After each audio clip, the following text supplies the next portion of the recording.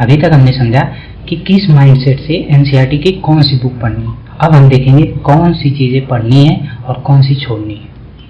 80-20 rule. UPSC के प्रश्न अगर आप 10 साल के देखोगे ना तो आपको समझ में आ जाएगा कि एनसीईआरटी से जो प्रश्न आते हैं ना 80%, वो केवल 20% कंटेंट से ही आते हैं। ये आप कैसे समझोगे? पहले आप 10 साल के जो प्रीलिम्स के पेपर देखो और उन चीज़ों को हाईलाइट करो। हाईलाइट आपको कब करना है? 3rd रीड में। और आपको कैसे करना है कि आप 10 साल के क्वेश्चन पेपर देखो, फिर जो जो चीज़ें आई हुई है, जो चीज़ें इंपॉर्टेंट है, उसको बस हाईलाइट करो, उसको बार बार रिवाइज करना है। और आपको किस पेज से कौन सा प्रश्न है वहाँ पे उसको हाईलाइट करना है।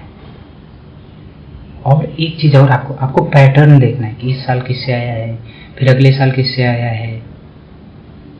4-5 साल का एनालिसिस करोगे ना तो आपको पैटर्न समझ में आ जाएगा कि यूपीएससी किस पैटर्न को फॉलो कर रहा है।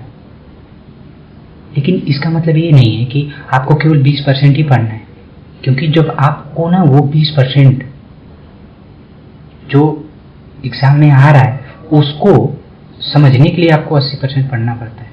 यानी आप जैसे मान लीजिए साइंस के कुछ बेसिक रूल्स हैं, जब तक आप उसे नहीं समझ पाओगे आप चक्रवात को नहीं समझ पाओगे। प्रश्न आता है चक्रवात से, लेकिन चक्रवात को समझने के लिए जो बेसिक साइंस उसमें यूज होती है ना, उसे पढ़ना भी जरूरी है। यानी कि आपको बेसिक भी, आपको 80% छोड़ना नहीं, उसे भी पढ़ना है, क्योंकि उसका कंटेक्स्ट जो है ना बहुत महत्वपूर्ण है। जब तक आप उसे नहीं समझे रहोगे, 20% जिससे आता है प्रश्न उसको नहीं समझ पाओगे, यानी उसे भी पढ़ना है। हाँ, जब आपका वो तैयार हो जाए, जैसे कुछ चीज़ें होती है बेसिक एक बार पढ़ लिया, आपका समझ बन गई तो दोबारा नहीं पढ़ना पड़ता है। एक बार आप साइंस समझ गए ना तो दोबारा साइंस नहीं पढ़ना पड़ता है। कुछ चीज़ें बोलती है उसे आपको हाईलाइट करना है और वो चीज़ें पढ़नी है। जैसे बहुत दिन हो गया फिर आप पढ़ रहे हो तो फिर एक बार पढ़ लो, लेकिन मेन चीज़ें आपको 2 बार 3 बार रिवाइज करनी है। ये जो है आपको ध्यान रखना है, इस तरीके से पढ़ना है, 80-20 रूल फॉलो करना है। और ये जो है ना एडवांस बुक पढ़ोगे आप, तब वहाँ भी ये रूल लागू होगा। जब हम नेक्स्ट वाला पार्ट डिस्कस करेंगे ना तब उसमें बताएंगे। अब जो है ना एक सबसे महत्वपूर्ण समस्या होती है नोट्स कैसे बनाएं। नोट्स का सबसे महत्वपूर्ण काम ये होता है कि आप उससे जो है बार बार रिवाइज कर ले, उतना मेहनत ना करना पड़े जितनी पूरी किताब पढ़ने में जो मेहनत करनी पड़ती है उतना ना करना पड़े। तो आपको एक रूल याद रखना है, 70-30 रूल। यानी कि 70% जब आप किताब पढ़ रहे हो ना तो अंडरस्टैंडिंग डेवलप करनी है। बहुत सारी चीज़ें आपको अंडरस्टैंडिंग एक बार डेवलप हो जाएगी ना तो नहीं पढ़ना पड़ेगा, बस वो चीज़ें हो गई, कॉन्सेप्ट बिल्ड हो गया। लेकिन 30% चीज़ें जो आपको लग रहा है आप भूल जा रहे हो, वो केवल फैक्ट है। जैसे डेट्स वगैरह हो गया,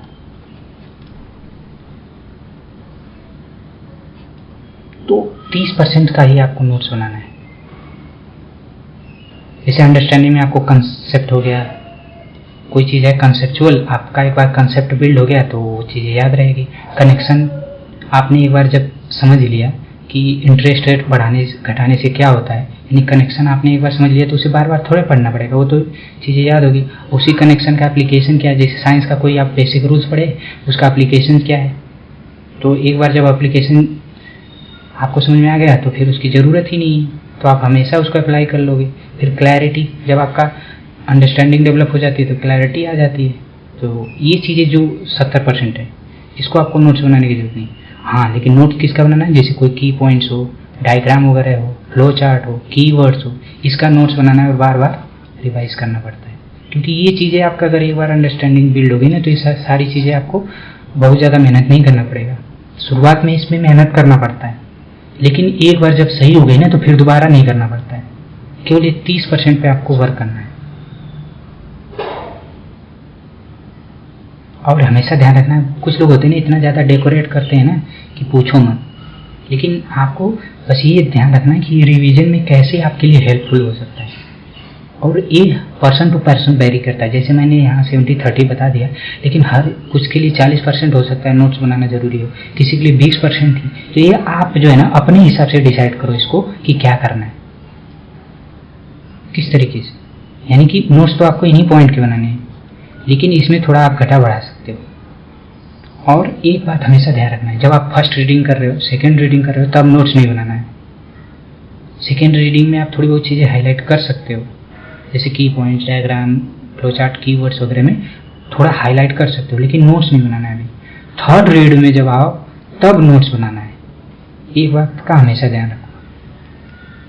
अब जैसे नोट्स कैसे बनाना है, पहले तो होता है कि पेज, जैसे कोई पेज है एनसीईआरटी का, तो उस पे मान लो पार्लियामेंट दिया हुआ है, तो उसको देखो कि जीएस पेपर के आपके सिलेबस से, जीएस आपके सिलेबस में किस पेपर से वो कनेक्ट हो रहा है, उससे रिलेटेड जो अदर चैप्टर है लिंक, मान लीजिए पार्लियामेंट पढ़ रहे हो, ये 25 पेज पे है, लेकिन ये जो है 89 पेज पे लोकसभा राज्यसभा है, इससे भी कनेक्ट हो रहा है, या इलेक्शन कमीशन है यहाँ पे, उससे कनेक्ट हो रहा है। तो यानी कि आपको कनेक्शन इस पे उसी पेज पे कोने में लिख देना है कि 89 वाले पेज से भी कनेक्ट हो रहा है। कोई करंट अफेयर्स है, उसी मार्जिन पे ही आप लिख दो, उससे रिलेटेड ये करंट अफेयर आया है। मान लीजिए आप विजन मैगजीन पढ़ते हो, तो आप दे दो कि विजन मैगजीन के जून महीने की करंट अफेयर से रिलेटेड है। तो जब आप इसको रिवाइज करोगे ना, तो उस विजन मैगजीन के करंट अफेयर को आप देख सकते हो, या आपने कहीं नोट्स बना रखा है उसको डाल दो, या तो आप ऐसे पीसी वगैरह में देख रहे हो तो वहाँ पे उससे कोई लिंक वहाँ पे डाल दो, और फिर वहाँ से रिलेटेड ना कुछ क्वेश्चन भी मार्जिन पे लिख दो, अगर बन रहे हैं या आए हुए हैं तो वहीं पे लिख दो। ये है मार्जिन नोट्स। और हर चैप्टर की जो है ना एक पेज की समरी होनी चाहिए, मेन पॉइंट्स 2, की टर्म्स, डायग्राम, ये सब क्या है। तो जब आप उसको देखोगे ना तो वो चीज़ें याद आ जाएगी। अगर मान लीजिए आप मेन पॉइंट आपने लिखा है और वो चीज़ें आपको याद नहीं आ रही, आप तुरंत बुक खोलो, उसको पूरा डिटेल में देख लो। अगर मान लीजिए मेन पॉइंट आपने टू देखा, की टर्म्स देखा, वो सही से क्लियर नहीं हो रहा है, फिर आप बुक को वहाँ से पढ़ लो, यानी कि आप मेंटली उसको रिकॉल कर रहे हो। जो चीज़ें रिकॉल नहीं आ रही फिर देख लो, तो आपको उतना मेहनत नहीं करना पड़ेगा। और कारण क्या है, जैसे कोई टॉपिक है उसका कारण क्या है, इफेक्ट क्या पड़ा है, तो ये चीज़ें थोड़ा सा आप लिख लो। और ये ध्यान रखना है आपको 150 से 250 भी वर्ड लिखने हैं, तो आपको ज़्यादा चीज़ें नहीं लिखनी है, आप उतने ही लिखो। मान लो 150 वाले के लिए 200 सवा 200 वर्ड आप लिख सकते हो। मान लो कुछ भूल ही जाते हो तो 150 लिख लो। जो 250 वाला है उसको इस हिसाब से लिखो कि 300 साढ़े 300 वर्ड आपने वहाँ पे ऐसा कुछ कर लिया कि 250 वर्ड लिख लो। यानी कि कोई भी है 300 साढ़े 300 वर्ड तक लिखो, उससे 250 वाला भी अगर 250 वर्ड से रिलेटेड क्वेश्चन आता है तो उसको भी कंप्लीट कर लो, या 150 वर्ड से रिलेटेड छोटा क्वेश्चन आता है तो उसको भी कंप्लीट कर लो। इस तरीके का आपको नोट्स बनाना है, ज़्यादा नहीं बनाना है, ज़्यादा मेहनत नहीं करना है। बस आपको ये ध्यान रखना है कि अगर 250 वर्ड्स का क्वेश्चन आता है तो आप उसको सॉल्व करो, 150 आए तब भी सॉल्व कर लो। बस इतना जब कंप्लीट हो जाए आप बंद कर दो, उससे ज़्यादा नहीं देखना है। यही स्ट्रेटजी आपको करंट में, एडवांस में और एनसीईआरटी पढ़ते समय भी ध्यान रखनी है। और थर्ड क्या है, माइंड मैप बनाना है। जो चीज़ें कनेक्ट हो रही है एक माइंड मैप बनाओ कि मानसून है तो इकोनॉमी से कैसे कनेक्ट हो रहा है, एग्रीकल्चर से कैसे कनेक्ट हो रहा है, rainfall, water resources, climate, environment, news कैसे है उससे रिलेटेड। यानी कि जो माइंड मैप आप बना लोगे तो उस पर दिमाग पे फिर आप जोर डालोगे तो आपकी जो रिकॉल करने की क्षमता है ना वो बढ़ेगी, और फिर आपको सारी चीज़ें पढ़ना नहीं पड़ेगा। आप समझ लो कि एक मानसून पे आप इतनी चीज़ें से कनेक्ट कर लिए, थोड़ा थोड़ा ही करोगे तो आप 150 वर्ड का कोई भी मेंस में या 250 वर्ड्स अगर थोड़ा करंट पढ़ लिए तो आराम से लिख लोगे, ज़्यादा मेहनत करने की ज़रूरत ही नहीं है। ये आपका समझ लीजिए कि एनसीईआरटी से ही खत्म हो गया है मानसून से रिलेटेड चैप्टर, आपको एडवांस बुक भी नहीं पढ़ने की जरूरत पड़ेगी। यानी कि जब आप एनसीईआरटी पढ़ते हो सही से ना तो आपको एडवांस बुक पे ज़्यादा मेहनत करना ही नहीं पड़ता। 30 से 40% आप यहीं से तैयार कर लेते हो, 10-20% वहाँ से करंट से, बस आप आराम से मेंस जो है क्लियर कर लेते हो। मार्जिन नोट्स आपके लिए कैसे फायदेमंद होगी, context, link, example and your own question. यानी कि ये चीज़ें जो है ना, आपका कॉन्टेक्स्ट है कोई उससे रिलेटेड, जैसे न्यूज़ में आ गया है, कोई लिंक्स है उसको आप यहाँ पे डाल दो और अपना क्वेश्चन। और ये जो है ये हमेशा आपके रिवीजन में काम आएगी जब 1 पेज समरी जो आपने बना रखी है। विजुअल कनेक्शन ये जो है ना आपकी डीपर अंडरस्टैंडिंग डेवलप करती है। देखो आप इससे कितनी चीज़ें डेवलप कर ली है, यानी कि आपने इतने पर्सपेक्टिव डेवलप कर लिया। जो जितने ज़्यादा आप किस टॉपिक से रिलेटेड पर्सपेक्टिव ढूंढते हो ना, आपकी अंडरस्टैंडिंग उतनी ही ज़्यादा डेवलप होती है। तो ये हो गया नोट्स बनाने का तरीका। अब हम देखेंगे रिवीजन। रिवीजन जो है ना सबसे महत्वपूर्ण चीज़ होता है, और बहुत सारे लोग जो है ना यहीं पे गलती करते हैं। पढ़ने को खूब पढ़ते हैं लेकिन रिवीजन करने में ना कोताही बरतते हैं। इस वजह से बहुत टाइम उनका बर्बाद हो जाता है, क्योंकि आप एक टाइम के बाद चीज़ें नहीं पढ़ोगे ना तो भूल जाएगा। क्योंकि मेमोरी हमारी जो है ना वो साइंटिफिकली वर्क करती है, तो उस साइंस को आपको समझना है।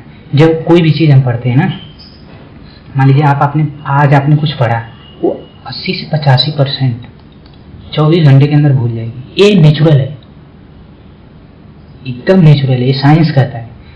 तो अगर आप चाहते हैं कि ये अगर आप 24 घंटे के अंदर पढ़ लेते हैं ना तो वो चीज़ें फिर एक बार रिकॉल कर लोगे आप, तो ये थोड़ा सा और लॉन्ग टाइम के लिए याद हो जाएगा। यानी कि आप जो भी चीज़ें पढ़ रहे हो उसको 24 घंटे के अंदर एक बार और रिवाइज करो। फिर उसको आप सैटरडे संडे 2 दिन रखो कि आपने जो 5 दिन पढ़ा है उसको रिवाइज करना है सारी चीज़ों को। फिर जो है जो मंथ का लास्ट वीक होता है ना, उसमें फिर जितने आपने 25 दिन के अंदर पढ़े हैं सारी चीज़ों को रिवाइज करो।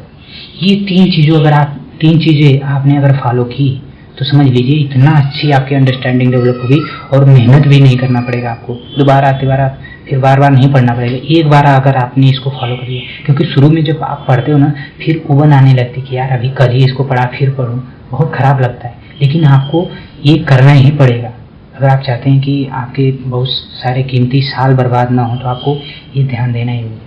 जैसे आप ये 24 घंटे वाला आज आपने पढ़ा, कल उसको बस आप किताब मत खोलिए, जो चीज़ें पढ़े आप खोलिए मत। पहले आप उसको रिकॉल करिए कि मैंने कल क्या क्या पढ़ा, देखिए कि कितनी % चीज़ें याद आ रही है।